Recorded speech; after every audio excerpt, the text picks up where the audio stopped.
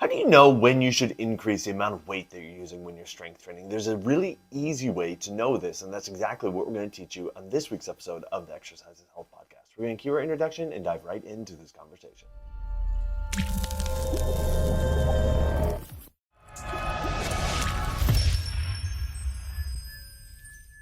Hey, welcome back, everybody, to the Exercises Health Podcast, brought to you by Muscle Activation Stromberg. We're your hosts, Charlie and Julie. Today, we are exploring this idea of increasing the amount of weight that you're using when you're strength training and how to know exactly when to do this. Look, this is a big fear that a lot of people have. Like, I don't want to use too much weight and hurt myself. I don't want to try to progress too quickly and create injuries or issues.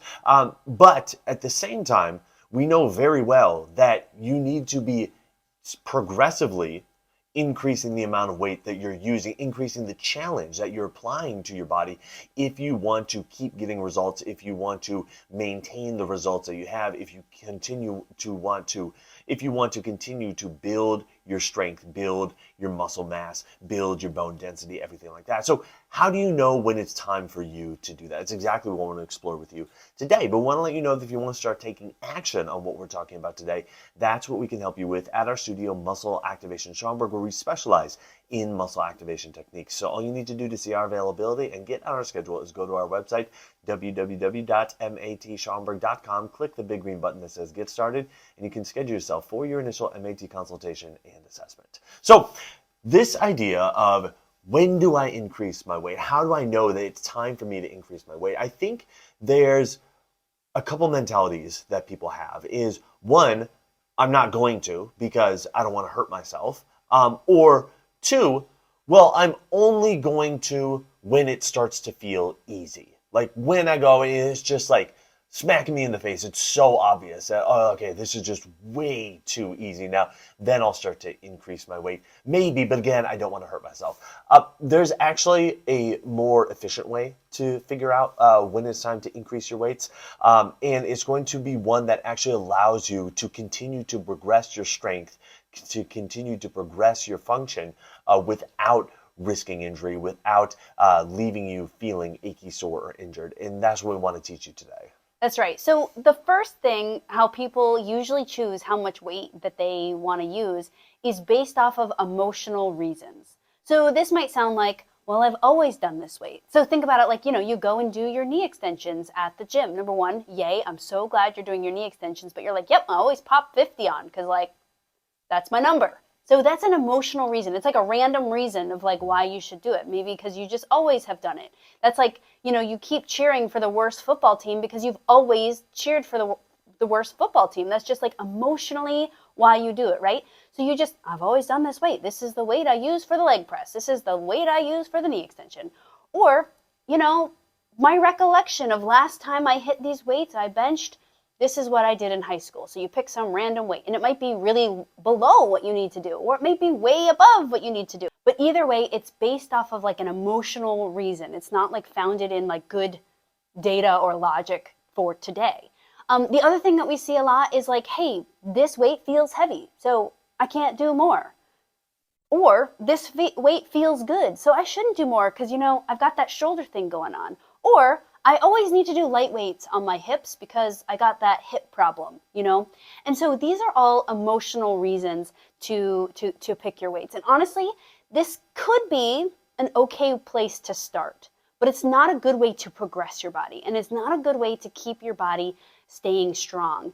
And so if you find yourself in the emotional place of choosing your weights, we want to invite you to switch over to choosing your weights based off of personal data that you've collected, right? So you've tracked your weights and you've tracked your response to the weights, and that's how you're going to choose your weights. Now, hold up, Julie, because when you say personal data, all of a sudden this just got really scientific. Technical. And this just got super technical and what is involved with this? What do you mean? What do you mean by this? This is actually really easy. I do this with my clients all the time, and this is actually really important to do when you first start exercising. I'll give you a really good, clear picture in your head. So let's say you go in for a weight training session, and you are planning to do 5 exercises. And so when you do those 5 exercises, especially the first time, choose something that feels like a medium, right? Okay, if I feel muscle squeezing, I'm doing this. And then and you want to be feeling like, okay, I felt my muscles working. I didn't feel like I was going to max out. And also I'm looking for, am I having a symptom, right? Am I having some type of negative response from this exercise? Or do I just feel like work, right? You know the difference between like, oh, my body's working or my body's not working. And then, so that's like a piece of data. And then you can write next to it, like that felt medium, that felt hard, that felt like I was at my max or whatever. You can put a little note next to it, like a sensation piece of data, right? And then once you go home and you spend the next day, you also want to know, how did I respond to all that? So we want to feel like you got home and you were great. Like you didn't have to lay down for a nap. Your back didn't start seizing up. You didn't have any crazy negative response to any of the workout. So that actually, from that data that you tracked at your workout from those 5 exercises, that kind of gives you the go ahead of like, hey, next time you return to this set of exercises, you have the go ahead to do either a lot more or a little bit more. So like if you did it and you were like, I was super light, then you can add some weight. If you even said it was heavy, but you had no negative response the next day, you had no soreness the next day, you had no feeling of like, wow, that was really fatiguing the next day, even if it felt hard, emotionally it was hard, you have the right to say, hey, my body checked the box. I can do one little bit more. Because sometimes adding weight doesn't mean that you added 20 pounds. It doesn't mean you added 50 pounds. Sometimes it means you added 50 pounds. Sometimes it means you added just that little click on the machine where you added 2.5 pounds. And then the next time you added another 2.5 pounds. Because when you're adding those little steps, that's really how your body starts progressing. Because we always think like it's like, I go from the 5-pound dumbbells to the 20-pound dumbbells. Yeah, that's a big jump and that would be a big progression. But a lot of times it means you went from the 5s to the 8s, and you went from the 8s to the 10s. All the while, you're tracking your data, and if the data says, hey, I could try more, then you should try more, especially if you are feeling great after your workouts. And not that we're looking for you to not feel great, but the first sign that you're like close to your max is that you feel really fatigued after, like it was really tiring. We're not looking for injury, but we are looking for like, hey, you do need to be really close or approaching your like complete max for you to be progressing your muscle strength. So here's how I see you applying this with your clients. Because I hear the things that you say to your clients, and I see you working with your clients when I'm working on my clients. And your clients will come in, you'll ask them like, how they're doing, if anything's coming up or whatever. And then, as they get into their workout, you'll be checking back on your notes, looking at the weights you did before. But then there's always like they might do a few reps at a weight. You say, well, how did that feel? And basically what I've picked up, like, unless it's like really heavy, like I can't do anymore, it's like, okay, well, let's go up. And then after the set, you'll ask, well, do you think you can do more? And unless it's like a definitive no, like absolutely not, you'll go up. And that's so take that little snippet and apply that to your own workouts. So when you go in and let's say you're going to do the leg press and you get on and you do it at a weight that you can completely handle. It's a warm-up weight. You're doing some reps, you're feeling your muscles squeeze, you're feeling your joints move, feeling your body getting acclimated to it. And you slowly, increase the weight. And then you find a weight that it's a weight that you've always done. Maybe the weight that you've always done is 200 pounds. And you're like, okay, cool. Like, I do 3 sets of 10 at 200 pounds. That's my weight. Then I move on to the next thing. Well, after you do your first set at 200 pounds, ask yourself, could I go heavier? And unless it's like a definitive no, like absolutely not, like that 200 pounds, like I was basically about to black out because that's how hard I was pushing myself during that set. There's like, okay, well, I don't know, maybe like try 205 pounds. Just give it a shot and see what happens. And more than likely, if you didn't even tell yourself that it was 205 pounds, if like somebody blindfolded you and said, okay, like do this weight, you would be able to do it. Might you notice that it's like marginally heavier? Sure.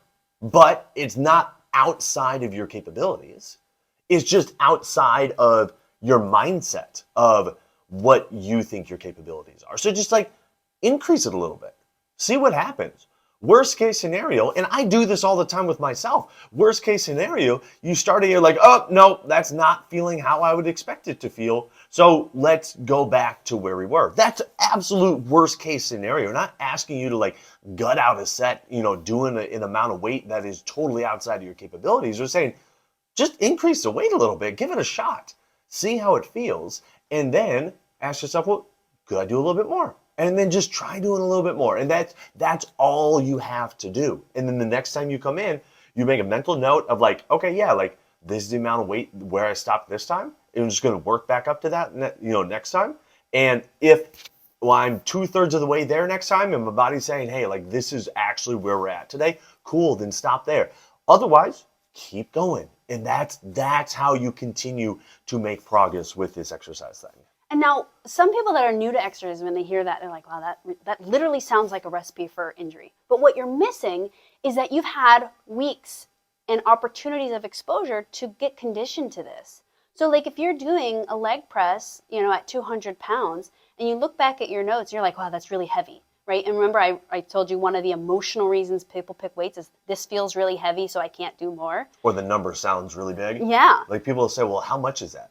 We'll say, well, it's, this much. Oh, Whoa, that's a lot. Yeah. And like not even saying how it feels. It's just like the numbers. Like, well, I don't know if it's a lot or not. It's just a number. Yeah. It's just a number. Yep. And so what we forget is that your body can handle a lot of hard, right? This feels really hard, so I can't do more.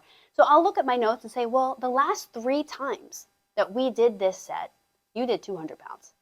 So you are very unlikely going to get injured at 205. Let's try it. I probably wouldn't go from 100 to 205. Like we've done 100 3 times. Let's try 205.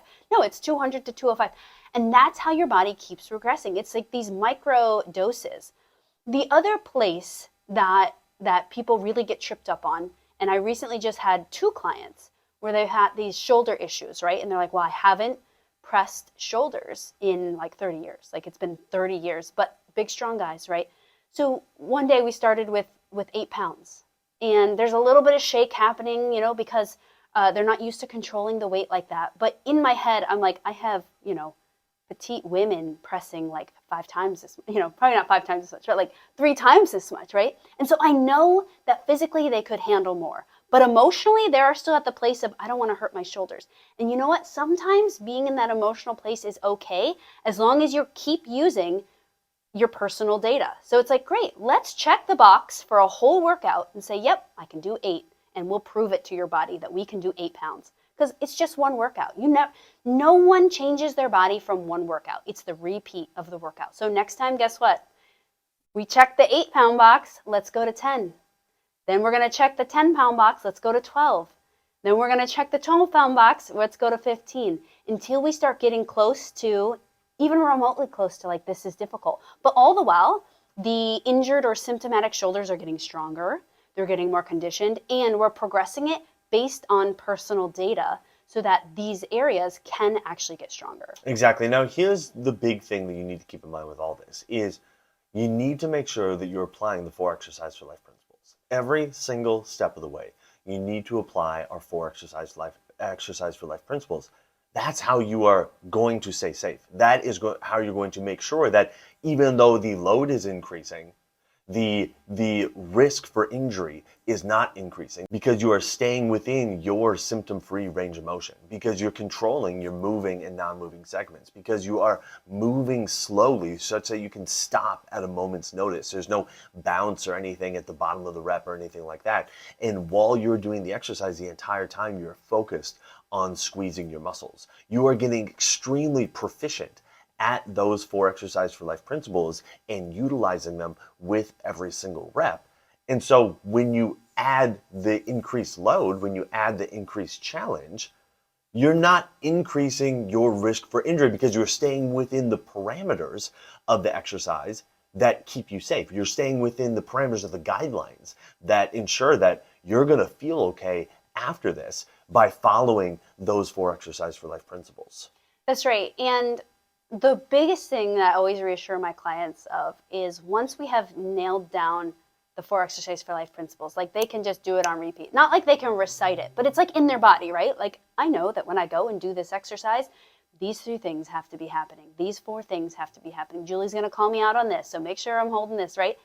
Is the good thing is that if you increase your weight, and it's a weight your body literally cannot do, your body just won't do it. Like, you won't do the set, you won't do the rep, right?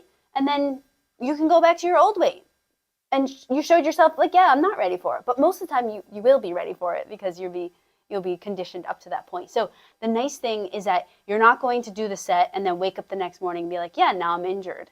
It's because you're following the 4 Exercise for Life principles, the set and the reps just won't happen. And so you just won't get injured from too heavy of a weight, which is, again, very rare to happen anyways if you're actually slowly progressing yourself with your own personal data. Exactly. So here's the big takeaway today is if you are working out on a consistent basis, strength training at least 3 times a week, and you aren't progressing your weights, you likely have the capability to go heavier during your workouts, so long as you continue to follow the 4 Exercise for Life principles. And so we want to encourage you to go heavier, all right? Start tracking your weights. You can get, in college I had, a little notebook that I write all my stuff down. Now you can get, workout trackers, apps and stuff on your phone where you can put all your stuff down. But it doesn't have to be sophisticated. It doesn't have to be complicated. If you're a person where you're just going to remember all your weights, totally great. You can do that too, okay? But you just have to have some awareness of what you did the last workout as a benchmark for the next time you go and do those same exercises. Like, all right, that is where I was. I'm going to progress myself back to where I was and then ask, can I go heavier? Mm-hmm. And as long as it's not a resounding no of like, there's absolutely no way I could possibly go heavier, just try it. Just give it a shot. Like Julie was saying, worst case scenario, just go back to your previous rate, which you've already demonstrated to yourself that you can do. But just try going a little bit heavier, staying within the 4 Exercise for Life principles so you make sure you stay safe, but increasing the load that you're using, increasing the weight that you're using so you can continue to progress your strength, continue to progress your function, continue to progress your health with every single workout that you're doing, as opposed to, again, just having your workout be an action item that you check off your list for the day and be like, yep, went through the motions, I got it done, and now I'm on to the next thing. So that's how you continue to build your strength for the rest of your life. So you know you're doing it right if you occasionally ask yourself, why is this never getting easier? Well, thank you so much for tuning in, everybody. We always appreciate your eyes on YouTube, your ears on Apple Podcasts and Spotify. If you wouldn't mind, share this episode with somebody that is continuously doing the same things with their workout. They're already putting in the effort to get the results that they're wanting, but they may not be actually progressing themselves all along the way. Share this episode with them so they can have a model, a framework to work off of like, how do I know when to start increasing my weight? This episode has that answer for them. If you wouldn't mind leaving us a rating and review wherever you consume our content, we truly appreciate it when you do. We are wishing you a fantastic week, and we'll talk with you all next week. This podcast is for information purposes only. The statements and views on this podcast are not medical advice. This podcast, including Julie and Charlie Gates, disclaim responsibility for any possible adverse effects from the use of information contained herein. Opinions of guests are their own, and this podcast does not endorse or accept responsibility for statements made by guests. This podcast does not make any representations or warranties about guest qualifications or credibility. This podcast may contain paid endorsements or advertisements for products or services. Individuals on this podcast may have a direct or indirect financial interest in products or services referred to herein. If you think you have a medical issue, consult a licensed physician.